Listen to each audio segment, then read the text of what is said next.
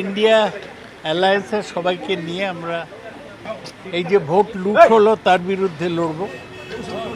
আজকে কি বললেন মমতা বন্দ্যোপাধ্যায়? মমতা বন্দ্যোপাধ্যায় বললেন কিভাবে ওকে হাইকোর্টের মধ্যে অপমান করা হয়েছে, আর হাইকোর্ট থেকে আমরা কি অর্ডার পেয়েছি সবটাই বলবেন।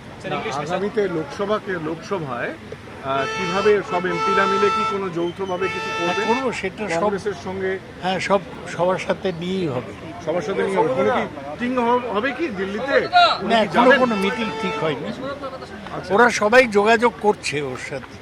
আচ্ছা ইন্ডিয়া অ্যালায়েন্সের সবাই যোগাযোগ করছে, একসাথেই লড়াই হবে।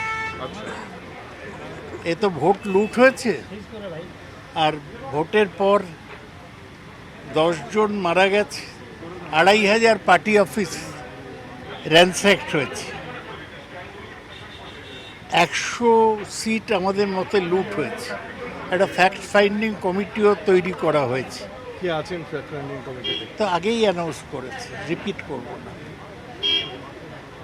আর রেড অ্যারেস্ট হচ্ছে। ইন্ডিয়া অ্যালায়েন্সের সবাই আমাদের নেত্রী মমতা ব্যানার্জির সাথে যোগাযোগ করেছে।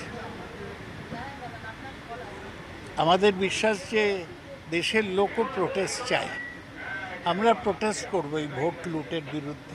কিভাবে করব ডিটেলস প্ল্যান অফ অ্যাকশন আমরা পরে অ্যানাউন্স করব। তবে আমরা এই নিয়েই ইন্ডিয়া অ্যালায়েন্সের মেম্বারদের নিয়েই প্রোটেস্ট করব। এগুলো স্পেকুলেটিভ কথা বলে লাভ কি, আমরা কি করব সেটা বলবো। তারপর আমরা একটু খারাপ সময় দেখেছি, তোমরা ছোট ছিলে তখন। 2006 যখন আমাদের একজন মাত্র এমপি ছিল, সেখান থেকে আমরা 2011-তে আমরা ক্ষমতায় চলে এসেছিলাম। রাজনীতিতে কিছু পার্মানেন্ট নয়।